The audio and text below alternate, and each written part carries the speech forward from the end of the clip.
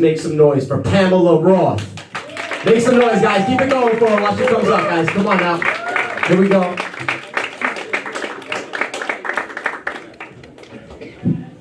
Thank you so much. Thank you, Gotham Green. Oh, I couldn't get that out. That's what she said. Welcome to Long Island. Okay, anybody here tonight from Coney Island? Ooh. Anybody here from Rikers Island? Damn, with bail reform, I told all my clients if I got them out, I would let them come in here tonight. Listen, if everybody is drinking heavily, please raise your hand. What, nobody's drinking? What are you, not thirsty or anything? Okay, I promise you if you drink heavily and you get arrested, I'm going to get you off. Then, of course, I'll get your case dismissed. You just got to pay cash for that. Okay. Anyone here drinking beer? Okay, we're not at a wake. Okay, I need a little audience participation. Wake up. Anyone drinking beer? Okay, I personally don't drink beer, and I'll tell you why. I don't like to put anything in my mouth that has a head on it. Which accounts for why I'm still single.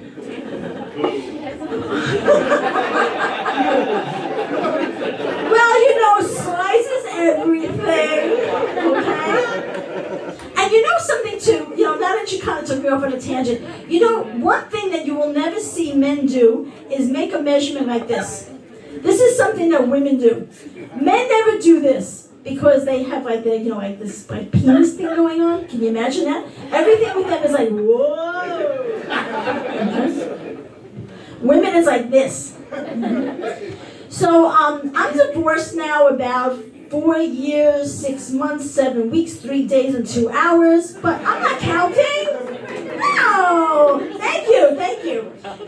So being divorced has a lot of benefits.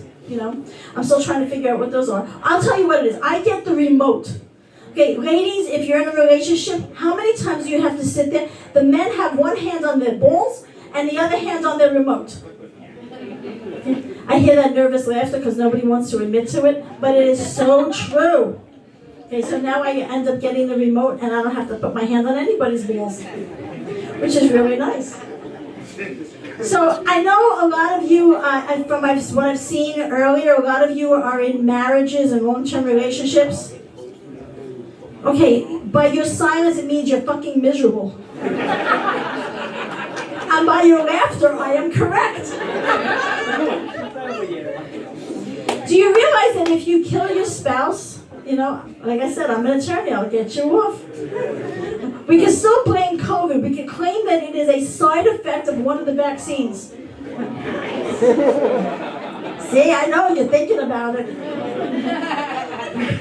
Here's what ended up happening. When I was married, we got along when I wasn't home. When I was home, of course, we didn't get along.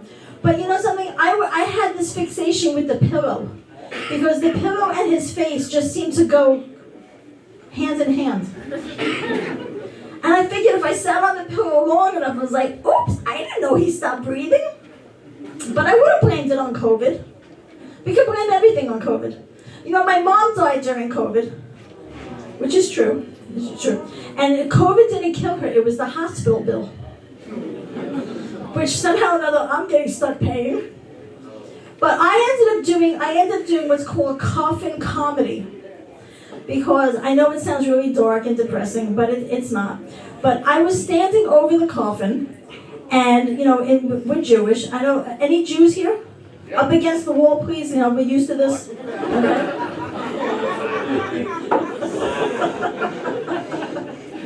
Yeah, I know you're laughing, but it's so true. So, we're about to throw the shovel of dirt over, and I don't know what came over me, because I'm thinking to myself, this is the perfect time to make a joke. And of course, everyone thought I lost my mind. But I realized, being a Jew to the very last minute, my mom really appreciated it. And if she was alive, she would have laughed. And I told her, I go, Mommy, I just want you to know, up until the last minute, I got the coffin on sale. We Jews love a sale. And you know, you use that expression about Jewing somebody down. You got it from us. Okay? So I told her, I go, Mommy, you would love the fact that I got the coffin on sale. You want to know why? Anybody? Why? Thank you, Jay. My home Jew that comes to all my shows. Homeboy. Because it was 50% off. It was only used once before. And of course I have my mother buried near the mall because this way I know where she is. Because I figured if she's buried by the mall, she knows that I would come visit her at least once a week. Which is true. So I decided, you know something, I'm going to do coffin comedy. You know, it's a stiff crowd.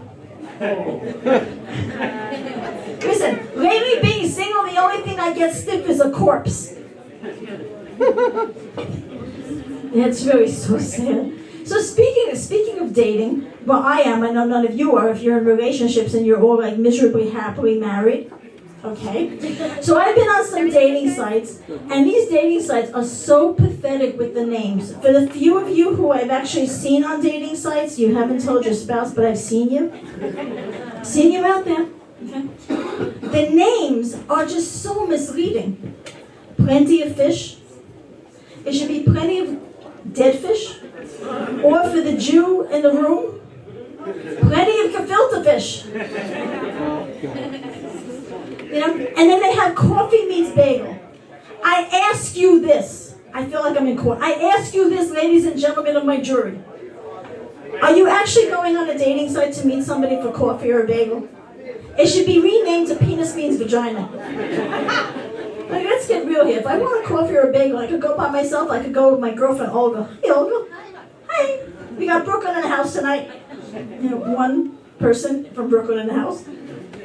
Two, thank you. Okay, we're taking a survey. But yeah, but the names are ridiculous. You know, there's Match.com I call mismatched. So speaking of dating sites, I recently met somebody on a dating site. And, you know, again, being a little shallow, growing up in Long Island, admitting to being a bit of a Jap. In case you don't know what that is, it's me. Okay, just look at me, I look like a Jap. So, I met somebody on a dating site, and, you know, I went to meet him, and when he showed up, his picture did not look anything like what he was when he showed up. I swear to God, I think the photo was from his bar mitzvah. Okay? For the non-Jews, that would be a confirmation. Okay? So he had this one strand of hair wrapped around his bald head. So part of me when I saw him was like, run. Just run. Get out of there. But the other part of me was like, but I'm hungry. Like, I drove all the way out here from Brooklyn to Long Island to meet him. I was like, okay, you know, I want to eat something. And hopefully he's going to pay. So we're talking, and then we sit down to eat, okay? And I take a bite of my sandwich, right? We've all done this, very simple. He takes a bite out of his sandwich. His teeth remained in the sandwich. I kid you not. I am in therapy. I told this to my therapist, and you know what she did? She is no longer my therapist. She dumped me. She is now in therapy. And I'm suffering from PTSD. So I was recently diagnosed with what's called situational depression, because if you dated half the people that I've met, you would be in therapy too. Or you'd be addicted to something. So dating is really insane. And so that was one of the weirdos I met. So I decided, you know, a lot of these people who are on dating sites, they're in their 50s and 60s and older. And I'm well preserved. I never admit to how old I am. I just sleep in formaldehyde. You know? And so there was someone else who I met. And after that whole teeth, you know, episode, I spoke to somebody on the phone. What is your name, sir? Adam? Hi, Adam. So nice to meet you. I see you're follicularly challenged.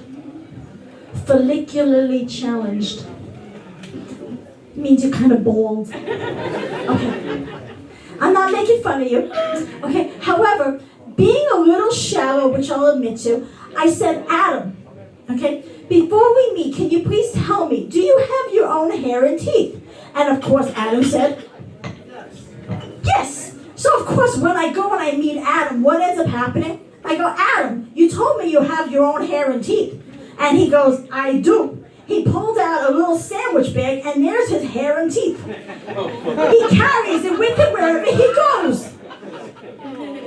Now you wonder why I'm in therapy. I'm like so fucked up from this. And you know, another thing too, I recently, anybody do that 23andMe DNA to find your relatives? Okay, no, don't do it, because I already hate the relatives that I know.